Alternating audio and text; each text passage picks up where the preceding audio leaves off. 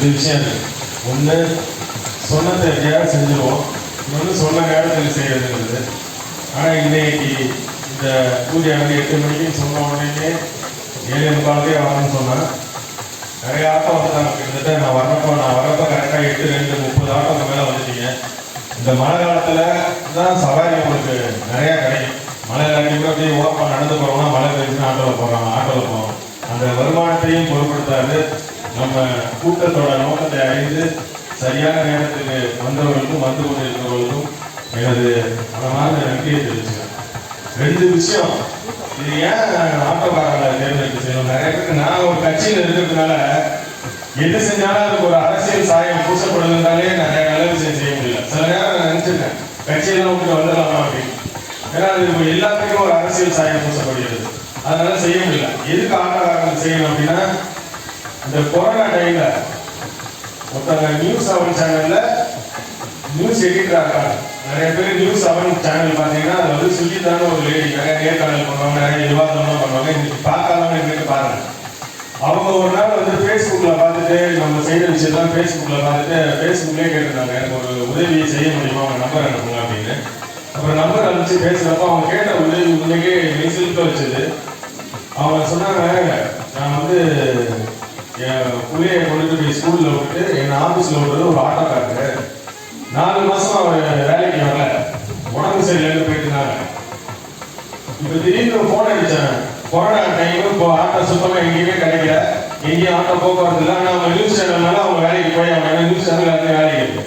அப்போ அவங்க வேற ஒரு ஆட்டோவில் போகிறப்ப நினைச்சாங்க, உடம்பு சரியிலேருந்து 4 மாதம் வரலையே, இப்போ கொரோனா வேற ஊராக என்ன ஆகுதுன்னு தெரியல அப்படின்னு சொல்லி அந்த அவரோட நம்பருக்கு ஃபோன் அடிச்சிருக்காங்க. ஃபோன் அடிச்சா அவங்க பையன் எடுத்துருக்காங்க. பையன் எடுத்து அப்பா தவறிட்டாங்க அப்படின்னா அவங்களுக்கு மிகப்பெரிய வருத்தம். என்ன பண்ணுறது ஒன்றும் செய்ய ஒன்றும் தெரியல. அப்புறம் அவங்க அடிச்சாங்க. அந்த பையன் விசாரிச்சா அந்த பையன் அவர் அந்த ஆட்டோக்காரோட சொந்த ஊர் பட்டுக்கோட்டை, ஆனால் சென்னையில் இருக்கார். 9 வருஷமா சென்னையில் ஆட்டோ ஓட்டிட்டு இருக்காரு. இப்போ இந்த பையன் பட்டுக்கோட்டை தான் இருக்காரு. அவங்க பையன் அப்பா இறந்துட்டாங்க அப்படின்னா அதுதான் ஃபோன் அடிச்சாங்க. இந்த மாதிரி தொடர்ச்சியாக எனக்கு வந்தாரு, எனக்கு மனசே கேட்கல, நான் மெட்ராஸில் எதுவும் என்னால் செய்ய முடியல. அப்போ அந்த பையன்கிட்ட கேட்டு அவனோட வங்கி கணக்கை பேங்க் அக்கௌண்ட் கேட்டு கொஞ்சம் மாத்திரை நீங்கள் ஏதாவது முடிஞ்சா அவங்க ஃபேமிலிக்கு உதவி செய்யுங்க அப்படின்னு. அப்போதான் உண்மைக்கே ஆட்டோக்காரோட ஏன்னா நம்ம எல்லாரும் கொரோனாங்கிறப்ப யாராவது தொழிலாளர்கள் அப்படி இப்படின்னு போயிட்டு இருக்க முடிஞ்சு இந்த ஆட்டோவை வந்து சிந்தனையே வரல. அப்போ நான் சொன்ன ஒரு விஷயம் தான் நமக்கு உண்மைக்கே ஏற்பட்டுச்சு. ஆனால் ஆட்டோங்கிறது அதுவும் எவ்வளோ பெரிய தொழில், அதை நம்பி எவ்வளோ பேர் போயிட்டு இருக்காங்க பண்ணுறாங்க. ஆனால் அவங்க எதுவுமே யாரும் கௌரவிக்கிறது இல்லை. சாதாரணமாக பார்த்தா மிச்சவங்கெல்லாம் பால்காரர் வராரு, பேப்பர்காரர் வராரு, அதெல்லாம் வீட்டுக்கு சொன்னேன். ஆட்டோக்காரன் அது ஏன் அப்படி அந்த மாற்றது இல்லை. ஆட்டோவுக்கு மட்டும் ஆட்டோ ஓட்டுநர், அந்த உரிமையாளராக இருந்தாலும் சரி, ஓட்டுநராக இருந்தாலும் சரி, டிரைவர் அப்படிங்கிறது கூட கொஞ்சம் கௌரவமாக இருக்கு. டாக்ஸி டிரைவர் அப்படின்னு. ஆனால் ஆட்டோ டிரைவர் கூட சொல்லலை, ஆட்டோக்காரன். உதவுன்னு நினைச்சாலும் எவனும் உதவ மாட்டான்.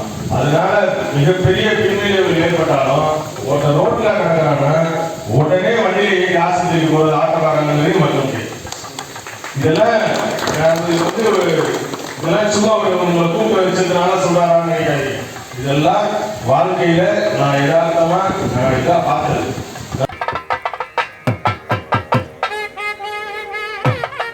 லைஃப் எல்லாத்துக்கும் ஒரு இடத்துல எங்கேயோ ஒரு சேஞ்ச் மாற்றங்கள் நடக்கும். இவருக்கு எப்படி அந்த மாற்றம் அப்படின்னா அவரோட நேர்மையும் தனி மனித ஒழுக்கமும் அந்த பிள்ளையை கொண்டுட்டு போய் விட்டதை அவங்க அப்பா அம்மா வந்து பாதுகாப்பா அவர் ஆட்டோக்காரர் வந்து இவ்வளவு நல்லவராக இருக்காருன்னு நினைச்சது. அதுக்கப்புறம் அந்த கல்யாணம் பண்ணி கனடா போனதுக்கு அப்புறம் அந்த பிள்ளையை கட்டிக்கிட்டவங்க ஒத்துக்கணும்ல. ஒரு ஆட்டோ டிரைவருக்கு வந்து 15 லட்ச ரூபா ஃபீஸ் கட்டணும் 2 பிள்ளைங்கிறத ஒருத்தர் புருஷன் ஒத்துக்கணும்ல. அப்ப அவன் எந்த அளவுக்கு இந்த ஆட்டோக்காரரை கண்ணியமா நினைச்சிருப்பான், அவன் பணம் கட்டுற அளவுக்கு அப்படிங்கிற அளவுக்கு. எதுக்கு இதெல்லாம் சொல்றோம்னா, இந்த அளவுக்குலாம் இந்த ஆட்டோ ஓட்டுநர்களுக்கான மனசும் இதுவும் நல்லா இருக்கு. இதை தவிர்த்து எல்லா தொழிலையும் சரி, எல்லா விஷயத்திலையும் சரி, எங்கேயோ ஒரு தப்பு நடந்தா இப்ப டாக்டர் எல்லா டாக்டரும் நல்லவங்க கிடையாது, எல்லா ஆசிரியரும் நல்லவங்க கிடையாது, எல்லா மாணவர்களும். அது மாதிரி ஆட்டோ ஓட்டுநர்கள்ல வந்து ஒரு சில தவறுகள் நடக்கும். அந்த ஒரு சில தவறுகளை மட்டும் ரவுண்டு போட்டு ஒட்டுமொத்த ஆட்டோக்காரங்க, நான் தான் சொல்றேன் ஆட்டோக்காரன் அப்படிங்கிறத வந்து மக்கள் மத்தியில ஒரு தவறான எண்ணத்தை உருவானிச்சா என்னன்னு தெரியல. நானும் நிறைய இடத்துல பார்க்கிறேன். அந்த ஆட்டோக்காரர்களுக்கு கொடுக்க வேண்டிய மரியாதையை வந்து ஆட்டோல பயணம் செய்யறவங்க சரியா தரல. பொதுமக்களும் தரல அப்படிங்கிறது தான் என்னோட பார்வையில் அப்படிதான் இருக்கு. அதை நம்ம மாற்றணும். கொரோனா இப்போ நான் சொல்லிட்டு வந்த மாரி அடுத்து கொரோனா வந்ததுக்கு அப்புறம் பார்த்தா எல்லா தொழிலுமே பாதிப்படைஞ்சிச்சு அப்படிங்கிறது உண்மைதான். அதை யாரும் நம்ம மறுக்கிறதுக்கு இல்லை. எல்லா தொழிலும் கொஞ்சம் பின்னாடி வைக்கப்பட்டு. ஆனால் ஆட்டோ அப்படிங்கிறப்போ யாராவது வீட்டில் 2 பேருக்கு வருமானம் இருந்தால் அந்த வீட்டில் கொஞ்சம் பிரச்சனை இல்லாமல் போயிடும். 2 பேருக்கு வருமானம் இருந்து யாராவது அப்பா சம்பாதிக்கணும், இல்லை மனைவி சம்பாதிக்கணும், இல்லை அந்த மாரி இருந்துச்சுன்னா நம்ம கொஞ்சம் சமாளிச்சிருக்கலாம். ஆட்டோவும் நம்மளே சம்பாதிச்சு வீட்டுக்கு கொடுக்கணும் அப்படிங்கிறப்போ தொடர்ச்சியாக ஒரு 8 மாதம் வேலையே இல்லை அப்படிங்கிறதுலாம் மிகப்பெரிய ஒரு கொடுமை. இதில் எல்லாருக்கும் குறைந்தபட்சமாக ஒரு ஆட்டோ வாங்கிட்டோம்னா 5000 6000 ரூபாய் டிவி இருக்கும். அதெல்லாம் எவருக்குமே தெரியாது. ஓட்டுறவங்களுக்கும் பாட்டை போட்டு ஜாலியாக, ஏன்னா நீங்கள் அள்ளிக்கிட்டே சவாரி பண்ண முடியும். மனசுக்குள்ள எவ்வளோ கஷ்டம் இருந்தாலும் சிரித்த முகத்தோட தான் நம்ம கூப்பிட முடியும். கவலை இல்லை, வண்டியில் ஓட்ட போய் அழுவ முடியுமா? எதுவும் முடியாது. அதனால இதுவும் ஒரு மிகப்பெரிய ஒரு சாஃப்ட்வேர் இன்ஜினியர்னு சொல்கிறோம். சாஃப்ட்வேர் இன்ஜினியரோட ஒரு கடினமான தொழில். அதை நாங்கள் போய் பேக்கோட போகிறோம், லிஃப்டில் போகிறோம், உட்காரோம், அடிக்கிறோம், திரும்ப அதுமாரி இது காலையில் எழுதிக்கணும், துடைக்கணும், பஞ்சராக பார்க்கணும், வண்டி எப்படி நம்ம பிள்ளைக்குட்டியை பார்த்துக்கணும், அதே வண்டியும் பார்க்கணும்.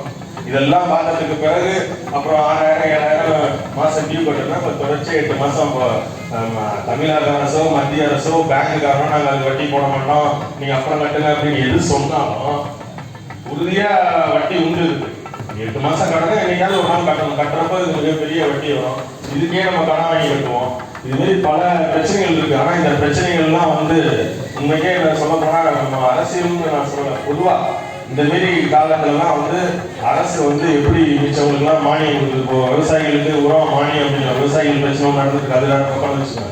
அதுமாரி ஒரு தொழில் செய்கிறவங்க கஷ்டப்படுறப்போ உதவுறதான் அரசாங்கம். இந்த ஆட்டோக்கெல்லாம் சொல்லிடலாம், நான் 3 மாதம் டியூவே அரசு ஏற்றுக்கிறேன்னு சொல்லியிருந்தா மிகப்பெரிய ஒரு சப்போர்ட்டாக இருந்திருக்கும் அவங்களுக்குலாம். இப்போ இவங்கெல்லாம் சொல்லுவாங்க, அப்புறம் 3 மாதம் கழிச்சு ஆட்டோவை தூக்குறோமா, கொண்டு போய் நிறுத்துறோமா, பல பிரச்சனைகள் உங்களுக்கு இருக்கு.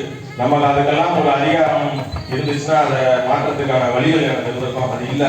சரி, இருக்கிறதுல ஏதாவது நம்ம செய்யலாம் அப்படின்னா இவ்வளோ சாப்பாடுகளையும் வாங்கி இவ்வளோ நல்ல சரி ஆட்டோலாம் நம்ம வேண்டாம். பணம் இல்லாமல் ஒன்று செய்யறது என்ன, கோயில் முன்னாடி என்னை மட்டும் நல்லா வச்சுக்க நாடியமான்னு சொல்லாம எல்லாரையும் நல்லா வச்சுக்க நாடியமான்னு சொல்றது காசு கிடையாது. கடவுள் கொடுக்கறதுக்கும் காசு கேட்காது. அப்போ அந்த தான் நம்ம இந்த ஆட்டோக்காரர்களுக்காண்டி செய்ய நிலையில இருக்கும். அதை தாண்டி ஒரு பெருசா செய்யற அளவுக்கு நாடியமன் என்ன வச்சிருந்துச்சுன்னா கண்டிப்பா நான் செய்வேன். அதுல முக்கியமான மிகப்பெரிய இது ஒரு தொழில் ஸ்தாபனம். தொழில் அப்படின்னு முதல் நீங்களும் நம்பணும், பொதுமக்களும் நம்பணும். இதை நம்ம சாதாரண நம்ம ஆட்டோ நீங்க கௌரவப்படுங்க. நான் ஆட்டோ ஓட்டுறதுல எனக்கு பெருமை, ஆட்டோ ஓட்டுறதுல எனக்கு கௌரவம் அப்படின்னு பெருமைப்படுங்க. ஏன்னா நீங்க ஆட்டோ சம்பாதிக்கிறதுக்கு மட்டும் இல்லை, அதுல ஒரு சேவையும் இருக்கு அப்படிங்கிறத நீங்க நம்புங்க. நம்ம என்னமோ நீங்க நம்ம ஆட்டோக்காரன் நம்ம பிள்ளைய படிக்க வைக்க முடியுமா, நம்ம ஆட்டோக்காரன் அப்படிங்கிறத ஆட்டோக்காரன் அப்படிங்கிறத மாற்றுவோம். அதை ஆட்டோக்காரன் அப்படிங்கிறத நீங்க தூக்கி தூர வச்சுங்க. ஆட்டோக்காரன் அப்படின்வாங்க. ஆட்டோ உரிமையாளர், ஆட்டோ ஓட்டுநர், ஏதோ ஒரு பெருமைக்குரிய விஷயமா உங்களை நீங்க மாற்றுங்க. பப்ளிக்கும் மாறுவாங்க. இங்கே எனக்கு தெரிஞ்சு நிறைய ஊரில் நிறைய கம்ப்ளைண்ட்லாம் வரும் ஆட்டோக்காரனால. பட்டுக்கோட்டையில் நான் பழகுறதுல உங்களுக்கு தெரியும், 2011 பிறகு நான் பிறந்து வளர்ந்து எல்லாம் தாண்டவனாலும் படிப்புங்கிறது சென்னைக்கு போனதுனால அதிக தொடர்பு இல்லை. 2011 அப்புறம் தொடர்ச்சியாக நம்ம பட்டுக்கோட்டைக்குள்ள இருக்கோம், எங்கள் ஊரில் தான் இருக்கோம். அதில் பார்க்குறப்போ பட்டுக்கோட்டைக்குள்ள எந்த விதமான ஒரு பிரச்சனையும் ஆட்டோக்காரங்களுக்குனால நான் கேள்விப்பட்டதில்லை. நல்ல போலீஸ் ஸ்டேஷனாக இருக்கட்டும், ஆர்டிஓ கூட எதையுமே எனக்கு தெரிஞ்சு எந்த பிரச்சனையும் வராம அவ்வளோ அமைதியா. ஏன்னா எல்லாருமே தெரிஞ்சவங்க இருக்கு. மிச்ச ஊர்னா கூட திருச்சி, தஞ்சாவூர், சென்னைனா கூட வேற வேற ஊர்லேருந்து வந்திருப்பாங்க. எல்லாமே நம்ம ஊருக்கு இருக்கனால நம்மளோட தாத்தா பாட்டி அந்த அளவுக்கு ஒரு தெரிஞ்சதுனாலையும் ஊரை பத்தி நீங்க அறிஞ்சதுனாலையும் அந்த பிரச்சனைகள்லாம் வரல. இதேமாரி நல்லபடியா நடக்கணும். வர 2021 இதேமாரி இப்போ திரும்ப திடீர்னு ஒரு கொரோனா வருது, அது ஏதோ வரட்டும் போட்டோம். நாடியம்மன் அருளா உங்களோட தொழில் சிறக்கணும்.